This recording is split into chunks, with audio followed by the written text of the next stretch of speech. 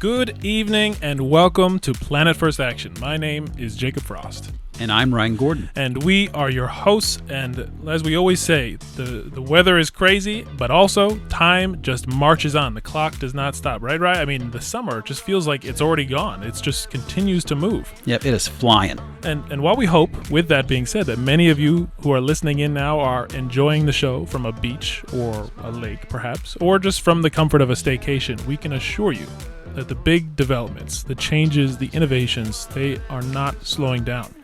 Nor certainly are the challenges and the disruptions, from the fires out west in the U.S. to Tropical Storm Debbie, for our listeners in London, the unrest and strife that is currently afflicting the region.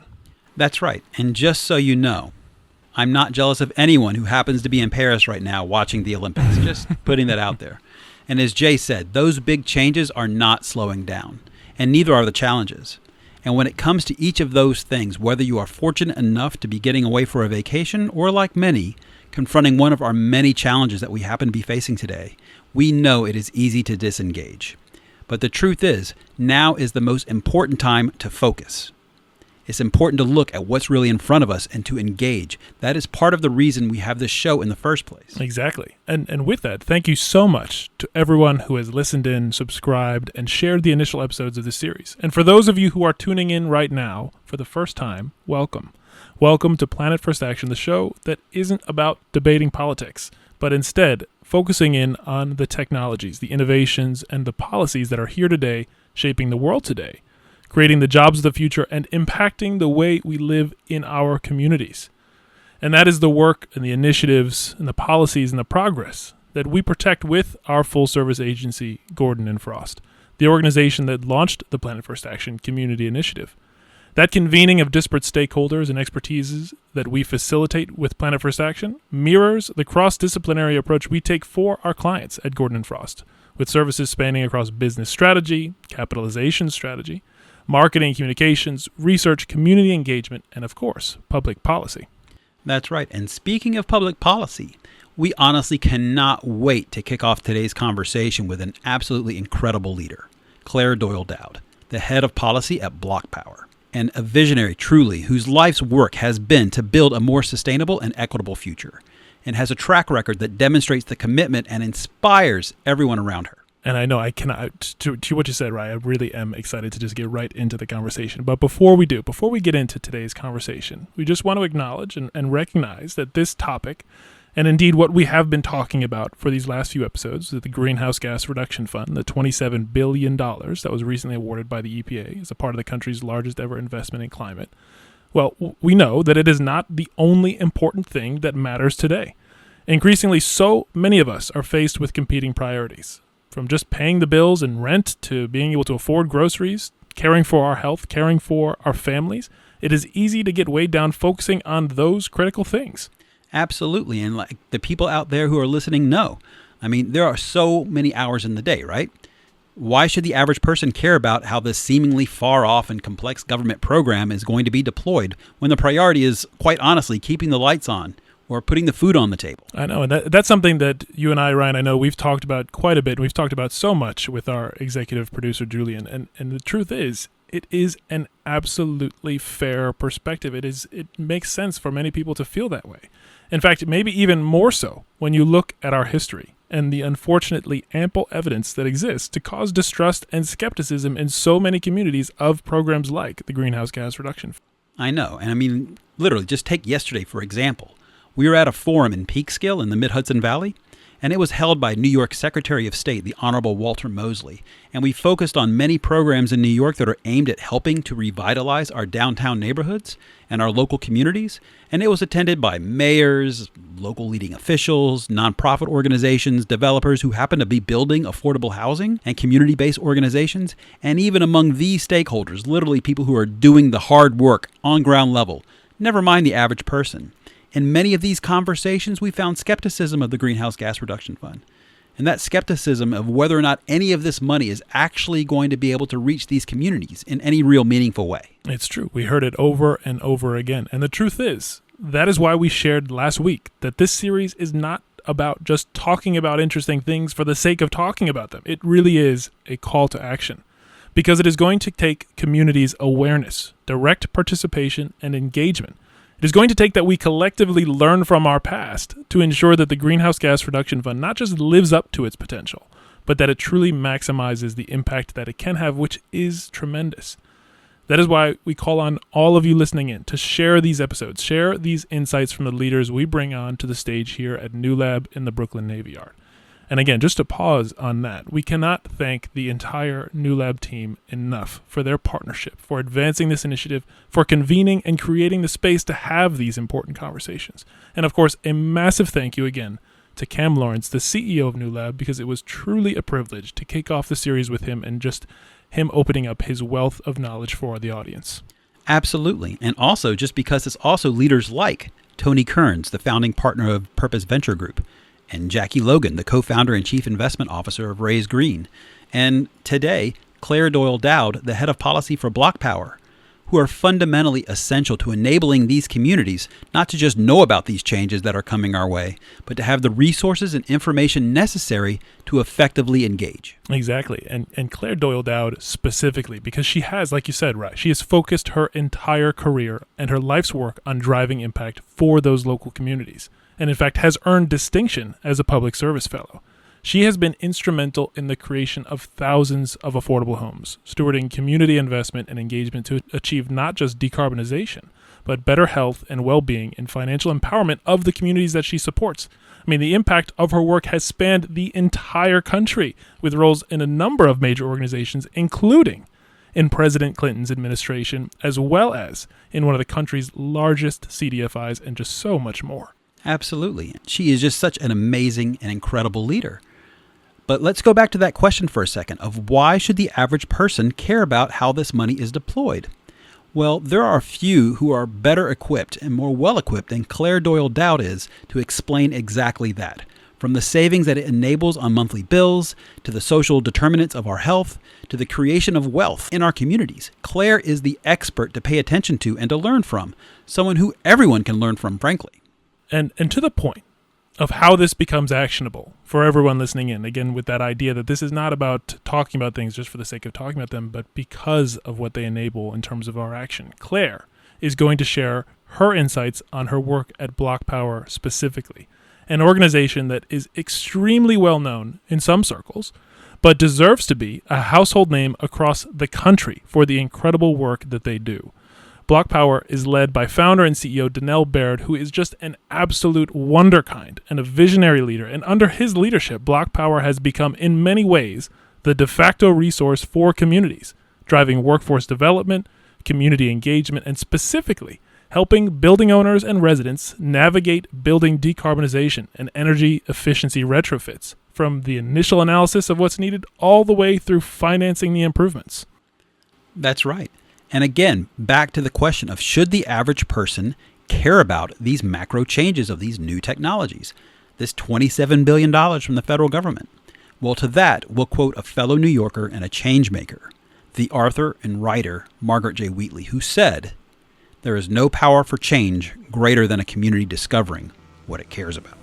And with that, now joining us on stage for part one of our interview with her is Clare Doyle Dowd, the head of policy at BlocPower. Pleasure. Yes, absolutely. This hot summer day. Yes. Joining us here. And again, to have you here on this stage, we know it's got significance for you personally as well as for BlocPower, so we're thrilled to be having this conversation. Thank you for hosting me and BlocPower to your podcast. Yeah. Congratulations on this incredible launch and kicking it off, and it's really exciting for you. Thank you so much. You. Yes, it's been fantastic. It's been a journey, and it's been one that has been so rewarding in so many ways. We'll talk about all those things. We'll get to reference all of the conversations we've had with guests so far with you. But as we shared with the audience just a moment ago, we're super excited about this conversation. I mean, just prior to the fact we actually got on the stage, we were literally had to literally stop ourselves because we're having such an engaging conversation. Right. So it's fantastic to have you here. But before we get into all of that and kind of the details, I think the most important thing is really kind of to get an understanding in terms of you yourself. Like, talk a little bit about your journey. Let's have an understanding in terms of, okay, well, really, what do you do for BlocPower? Really kind of what gets you up in the morning? What makes you excited? Right, yeah. I mean, I get up in the morning excited to go to work, whether it's remote or in our co-working space. and really kind of get to work around the business of decarbonizing buildings across the United States. My own personal journey started really when I was very young, in my early 20s. I was always involved in community engagement through working on some presidential campaigns. That parlayed into a commitment to affordable housing from an early age, and had a career in Washington, D.C., where I was in the Clinton administration, working on public housing innovation work and disaster relief work for the Secretary of HUD, Henry Cisneros. And then I really understood the benefits that come from community development engagement. So I worked for a large CDFI called LISC for 7 years in Connecticut, where I was also involved in helping to foment and create the development and investment in affordable housing in my community and across the state of Connecticut, where I was working. So what I do at BlocPower every day is that I'm the head of policy. And so what that means is that I'm bridging kind of policy opportunities for BlocPower to develop and launch programs across the United States. What I do is to build teaming opportunities with other technology companies or with cities or with other software providers to help come together, or to bring together solutions that will help to create a clean energy transition in our cities. Since I've been at BlocPower 3 years, we've expanded our footprint across the United States from really a presence largely in New York City, and then grew to New York, to Ithaca, New York, and upstate New York, expanded into Boston, and also into the West Coast, where we have a large presence in California. How did that expansion happen? Well, it happened through these teaming and partnership community opportunities that I described, through looking at both working with cities and building decarbonization, and also looking at creative ways that we can look at a new technology that can help to launch an ecosystem change around the country. Wow, that's just so amazing. And also just your journey, I think, is just really compelling too. Just because, I mean, it was from way back. This is literally a piece of who you are. Yeah, so it's not just here, okay, well, this is another job. It's literally kind of like your mission of what you've been chasing your entire life. And that's honestly just so encouraging, and then also really just privileged to have somebody who's been able to commit that way, and then also kind of drive something that's just so important. But speaking of commitment, and then also kind of talking about BlocPower and kind of its genesis, is you can't forget Donnell. Yeah. So speak a little bit about in terms of kind of what it's like to work with somebody who's basically kind of helping drive that whole industry that way. Yeah, Donnell Baird is the CEO and founder of BlocPower. He started the company a little over 10 years ago. And he is what I describe as a force of nature. He had a vision for this work that was very much steeped in his personal narrative, his personal upbringing right here in Brooklyn, where he lived in a household of energy injustice, where his family would open up the oven as a heating source for the family in the very cold months of the winter here in New York. He took that experience and really paired it with an incredible education at Duke and at Columbia Business School, and a strong commitment to community organizing. When you blend kind of a vision with business acumen and a strong, determined and persistent commitment to your vision and the channels to execute that, you understand that it's long-term commitment. It's not going to happen in a dime.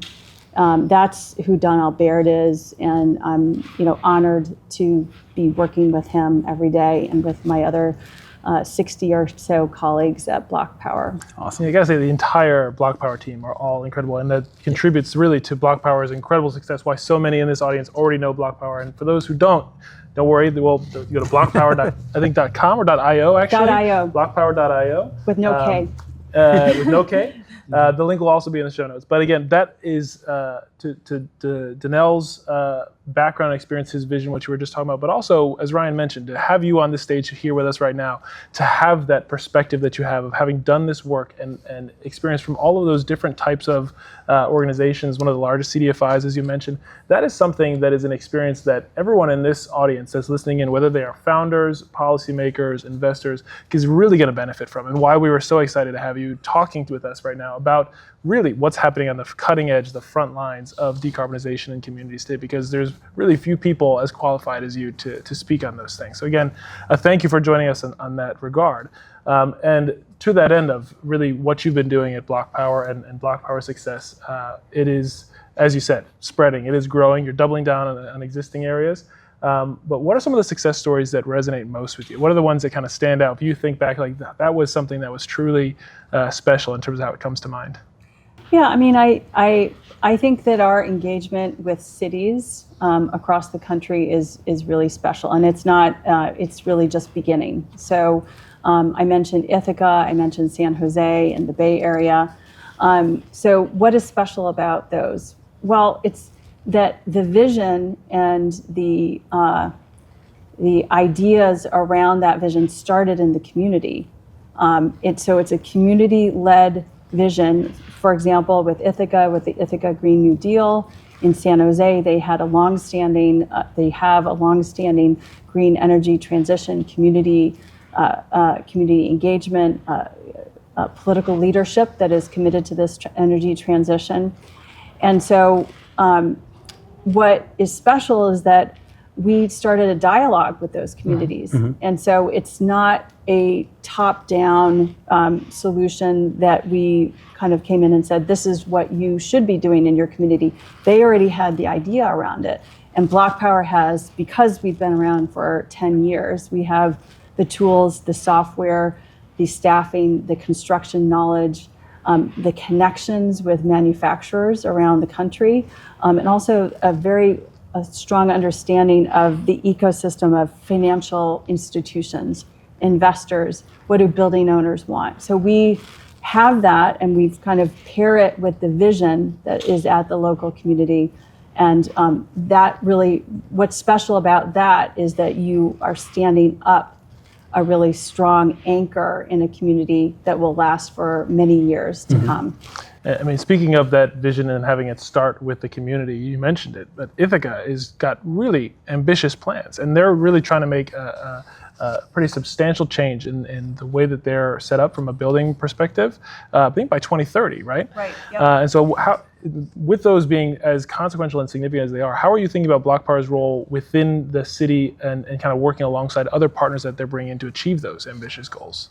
Yeah, exactly. I mean, alongside and with are kind of the two key words there. So BlocPower is working with building owners who want to understand the clean energy transition, but they're also they want to leverage kind of the incentives that are incredible in New York State, the rebates that are already out there with some of the utilities, but the rebates that are actually, New York State, congratulations, is the first state to have the first tranche of rebate funds that will be integrated into the Empower Plus program.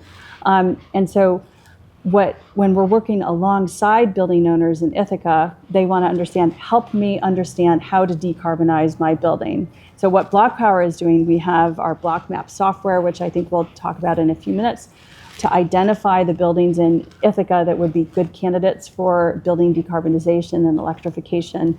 And then we have a program manager who's working right there in Ithaca. We had a clean energy associate who worked in that community for a couple of years as well. And we're helping to understand how do you understand how to decarbonize that building. What is it going to cost? What are the rebates that are available? How long will it take me?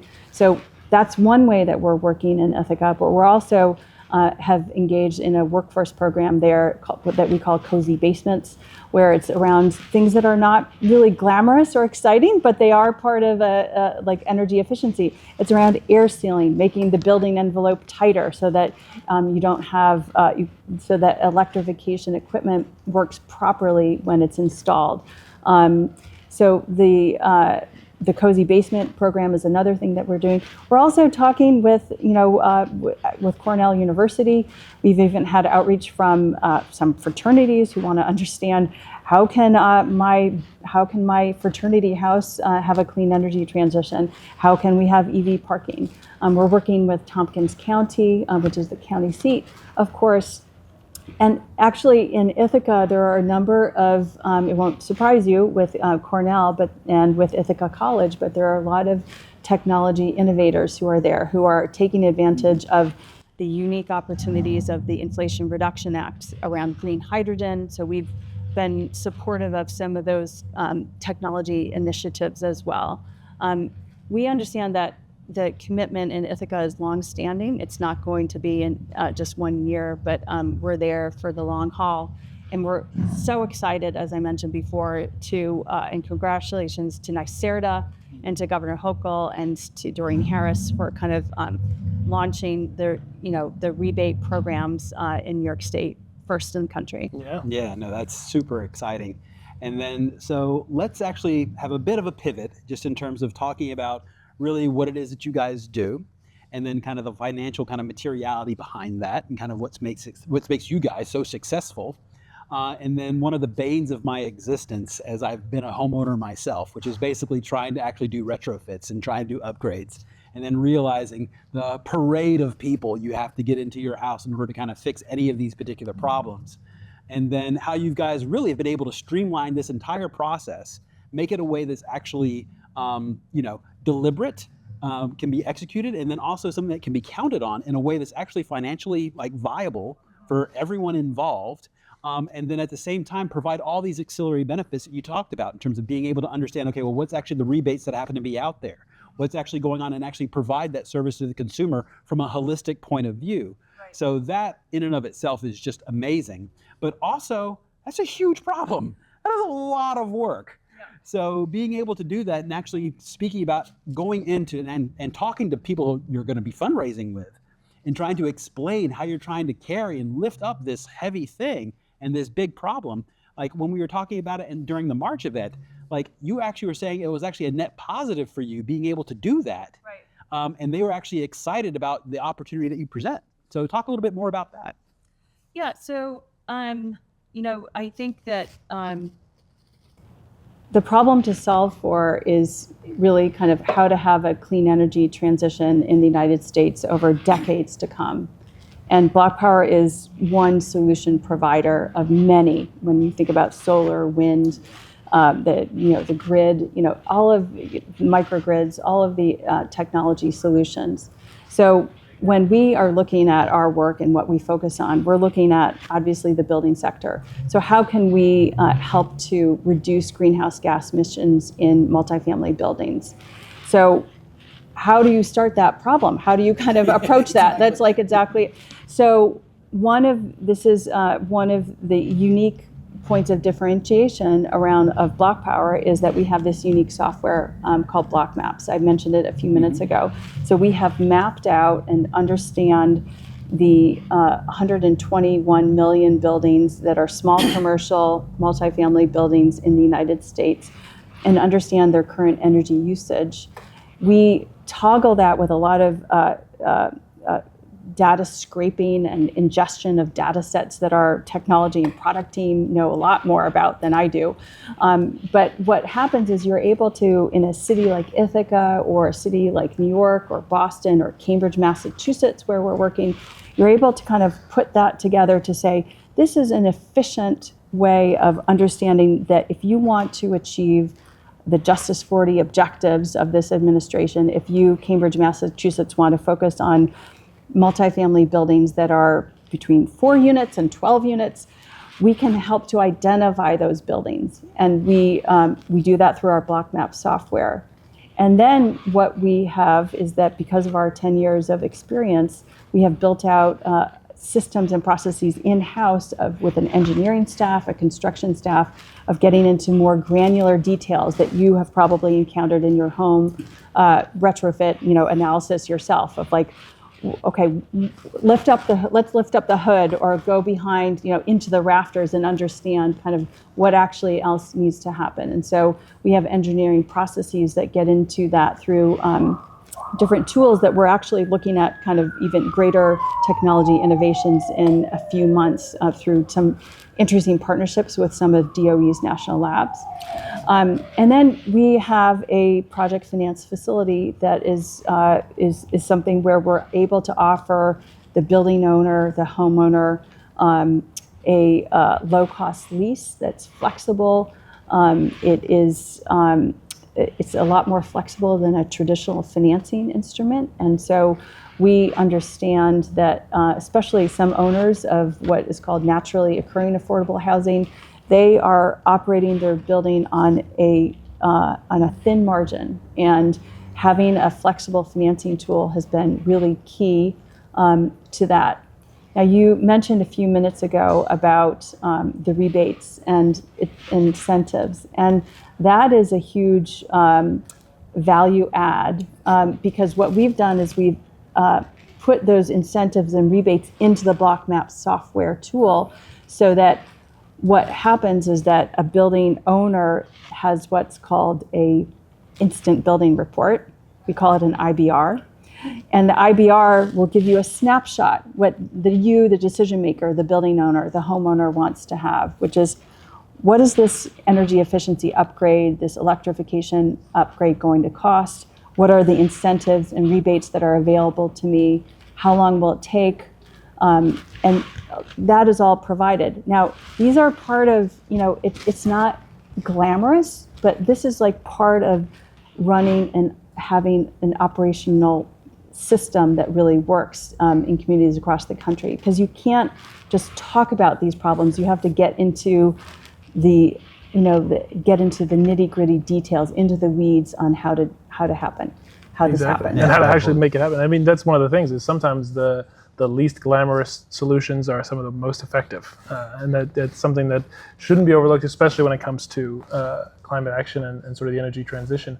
I think we have to throw out the planned questions though, because we're going to spend the rest of the time talking about data, about BlocMaps, because us, we could spend the entire time just talking about data. And I think it's something that more people should certainly know about, because both people working in climate, whether they're entrepreneurs or, again, the policymakers or investors, to understand that that's a resource that's there that can be valuable for them or inform how they're thinking about how they drive forward their initiatives, but also the everyday person to know that that's a tool that's actually there for them to go and use. That makes a big difference.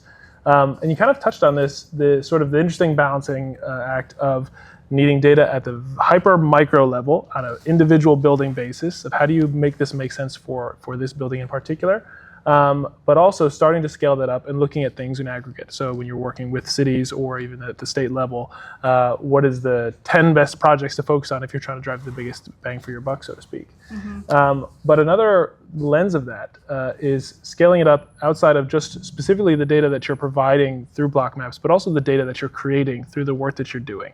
And how that is then sort of solving one of the big problems when it comes to climate action is a lack of precedent in the data for the work that we're doing. Mm-hmm. And how other industry partners or coalition members, others working in the space can actually benefit from BlocPower's work, because you're creating this sort of perspective, this understanding with the data sets that you're building for your clients, but also that you're generating by supporting them, of saying, what does decarbonization actually look like for the building sector? So how are you thinking about translating that work that you're doing into data that can then be used for improving your service, but also just at a systems level to help inform policy, inform investors, and so on? Sure. Yeah. I mean, it actually, the more data kind of improves the modeling, and so with BlocMaps, that is certainly the case, where the more data that we have from a project that we've completed, that goes into our data system, and it improves the fidelity of the data, of kind of understanding the variation of kind of estimates of a greenhouse gas reduction and like what actually is going to happen. So the other reason data is so important is with the Greenhouse Gas Reduction Fund, the National Clean Investment Fund. There are 3 awardees of those funds. And there is a very strong emphasis on reporting, which really is absolutely necessary.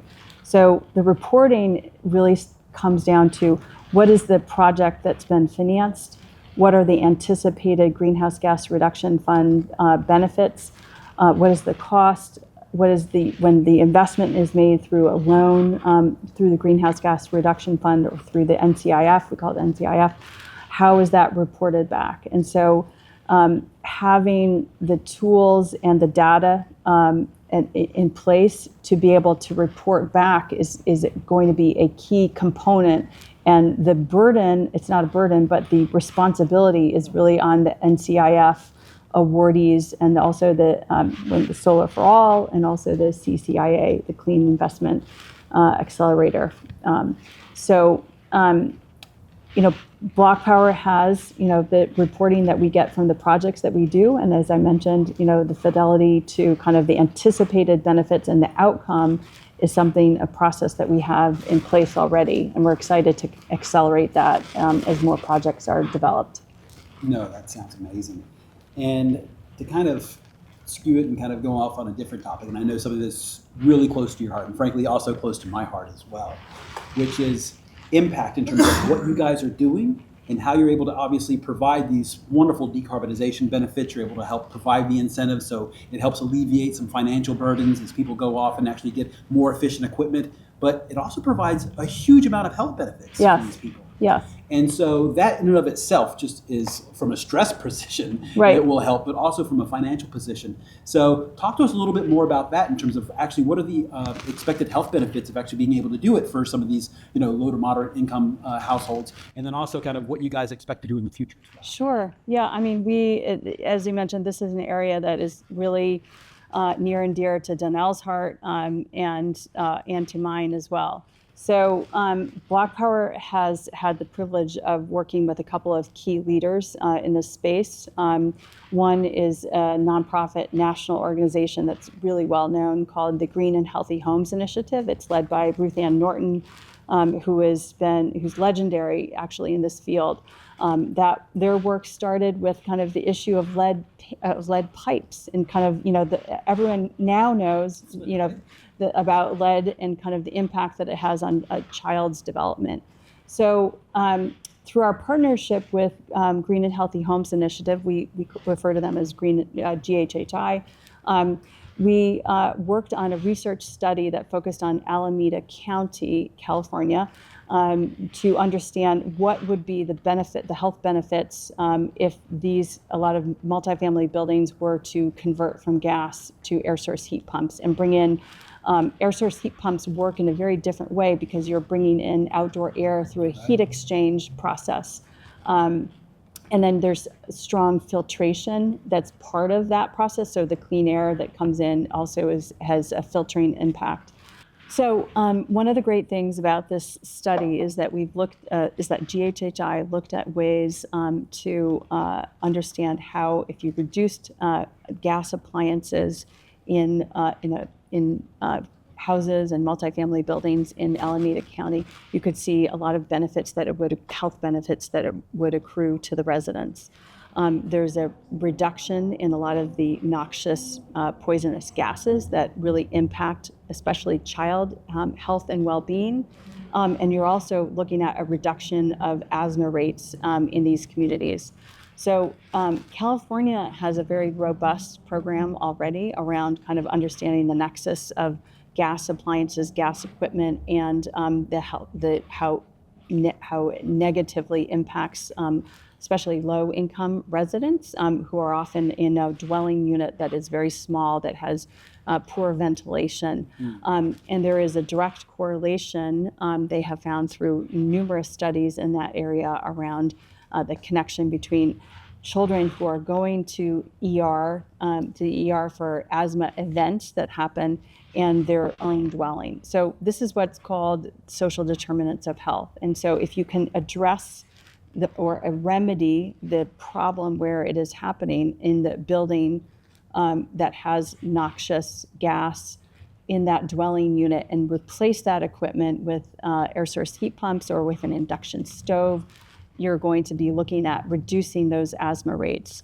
Now, there's a lot of, the beauty of electrification is that there are a lot of co-benefits that accrue to that. And so you're looking at health co-benefits through electrification, and those have to do with childhood well-being. That has to do with a parent who's looking after a child who does not have to call in sick because their child is having an asthma event and is ill. There's a reduction in COPD and other health and breathing and issues that happen. So the exciting part about this work is that the connection with health institutions really is just nascent. And so we're looking at building that out. And we also had the pleasure of working with the MIT Sustainability Lab at the Sloan School of Business, or Management, I should say.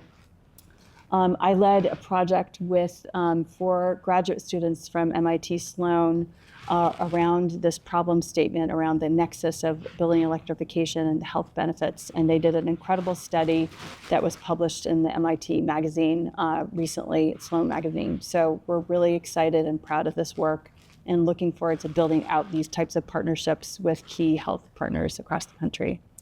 It's incredibly important work, and it's to your point. It's still nascent, but it's something that deserves to be amplified because it is so impactful. Yes. Because of the co-benefits of working on both sides of it, and it also is something we talked about with you at the March event. Is that it helps streamline the capital because there's a lot of capital that's oriented toward health benefits, but it can make a world of difference if it's rather than addressing the sort of the resulting consequences of negative health to actually go into preventative care, which is tied directly to sustainability. And so really being able to make more efficient use of the investment that's going into the space.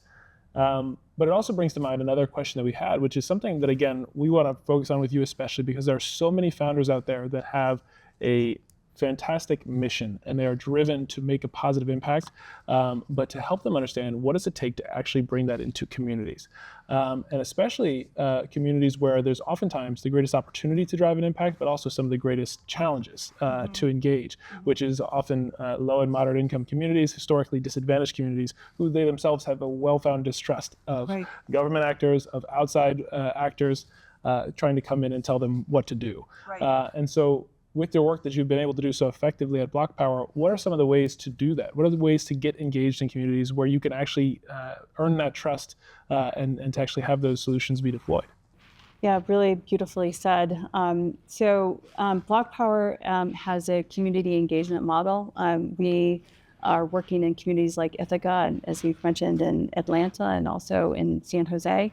And we have built community advisory boards. And so this is a way of having key stakeholders come to the table quarterly to understand, like, how can we move this plan around building electrification and other types of improvements around the building envelope forward. And so we have that type of community, we call it a CAB, that is happening in these communities across the country.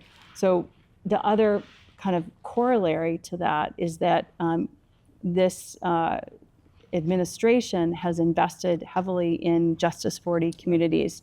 And there have been numerous programs that have come out from the Department of Energy and also the EPA that are directly around community environmental justice and community engagement. And so some of these programs are really kind of at the ground level, building kind of an ecosystem of investment through things like the Thriving Community Grants, where these are grants that are going to go to small community organizations that know their neighborhood the best, and they're going to help to build what's called capacity building, as like the beginning, the base layer of understanding. So before a lot of the deployment of these programs, a lot of these organizations would be applying all the time to get philanthropic funds, and it would be inconsistent. Couldn't be necessarily relied on.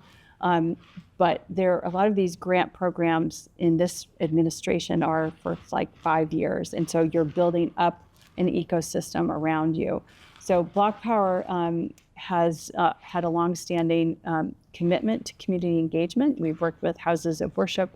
We've worked with the stakeholders that I've described, but having people come together is critically important. We recently hosted our first ever national CAB meeting among all the different CABs, Atlanta, San Jose, Denver, Ithaca.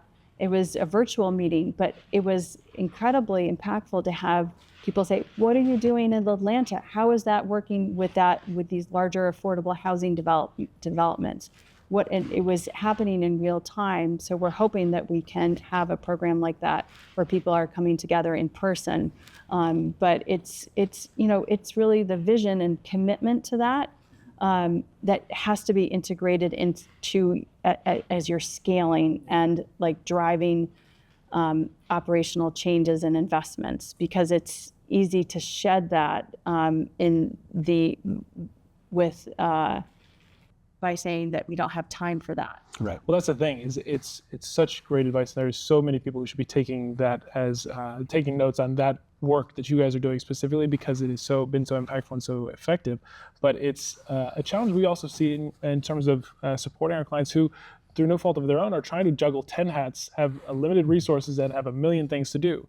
But the truth of the matter is, as you're saying, it's not community engagement and building those relationships is not something that can be done later. And it's got to start yesterday. Right. Especially when it comes to these new technologies, new systems, retrofitting the way that we actually lived our lives in a new decarbonized way. It takes the work to actually build that relationship and that trust to engage the community. Yeah, absolutely. That's right. So it's interesting that we're just kind of already talking about this. I mean, you clearly read your notes well. So the thing that we're going to talk about now actually is collaboration. And that's really kind of why Planet First Action exists, is that it's all about how do you actually convene the necessary people in order to advance change as quickly as possible. And frankly, you guys have it nailed. So what is it about BlocPower that really helps draw it, is really like has this kind of magnetism that actually attracts partnership and then also helps kind of effectively deploy these new solutions? Well, I would say, it really starts with the vision and, the vision around kind of long-term change, as we've already talked about. Yeah. And also having a commitment to that vision through different channels. So what does that mean? That means that, we have a commitment to a clean energy workforce transition, or green workforce. So we're doing that in partnerships in cities like Houston, Texas, in a partnership that we have with Goodwill of America and Goodwill Houston, where we're standing up an air source heat pump working lab.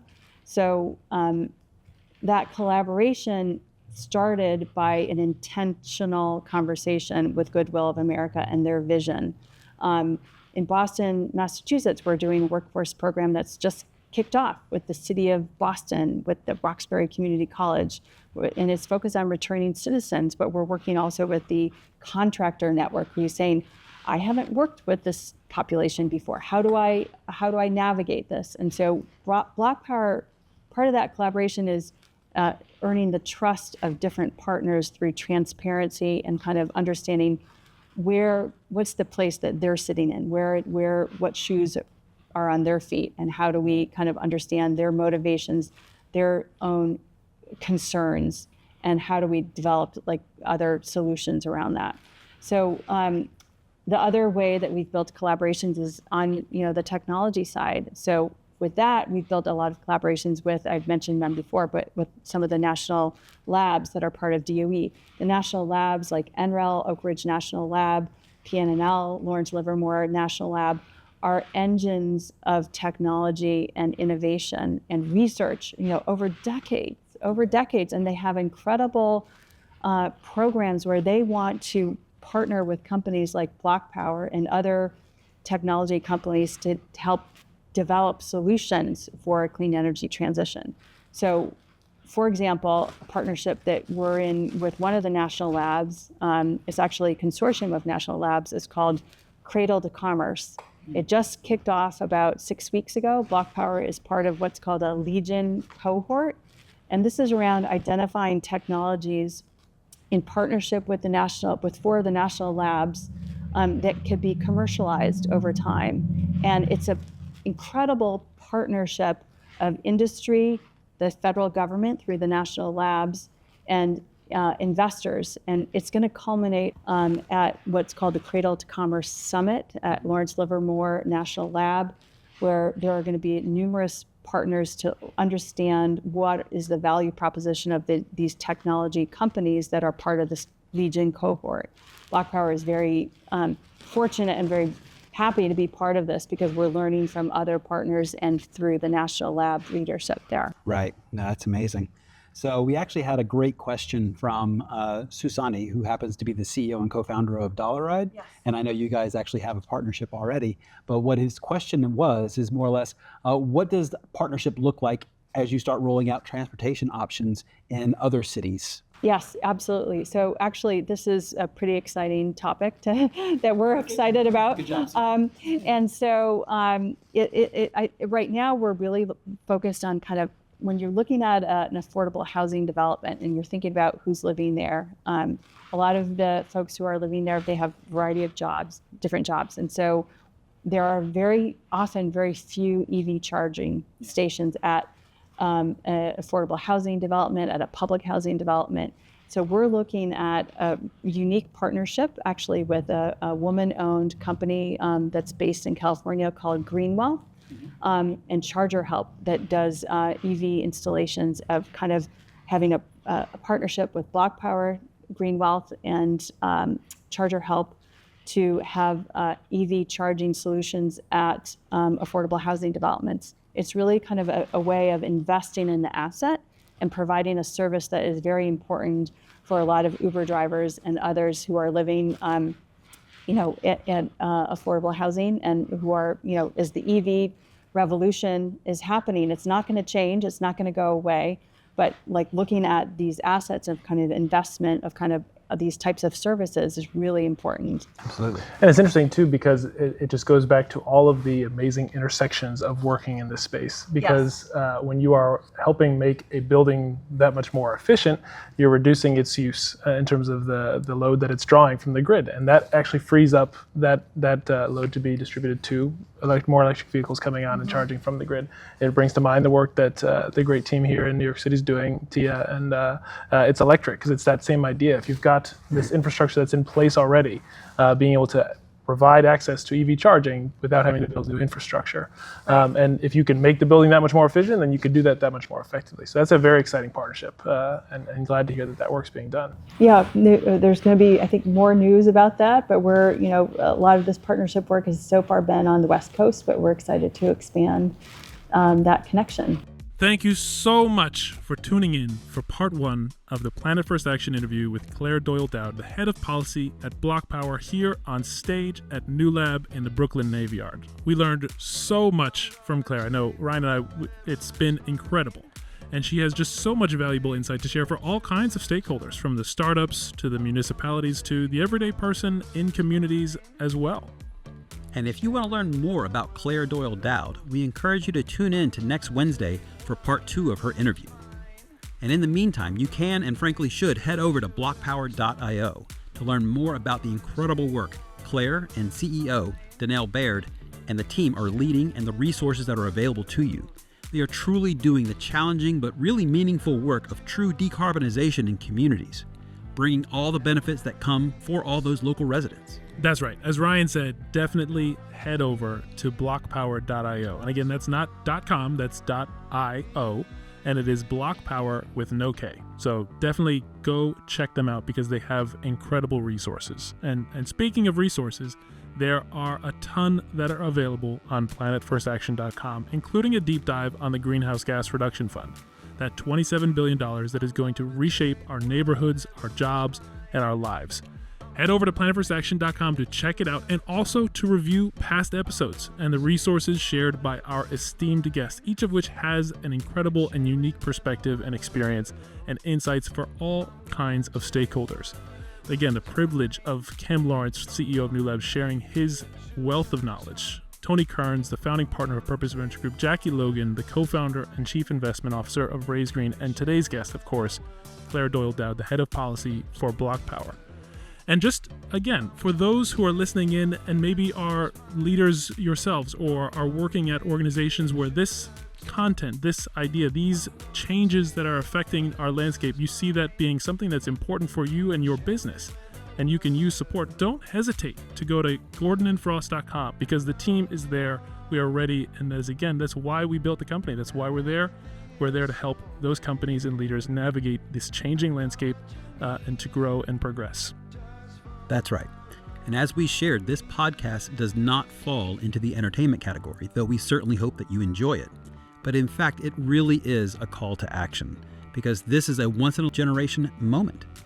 Everyone needs to know what's going on, how it's going to impact them, what they can do to engage, how it's going to shape the future that is really being written today. So please, please, share this with your friends, share it with your family, help spread the word, and join the Planet First Action community. That's exactly right. And we'll leave you with that thought, encapsulated in an African proverb that we hold dear here at Planet First Action, that our executive producer reminds us day in and day out, and something we share with the entire team at Gordon and Frost. That if you want to go quickly, go alone. But if you want to go far, go together. That's right. And we're all in this together. So let's go. Thanks for listening in, and we'll see you next week.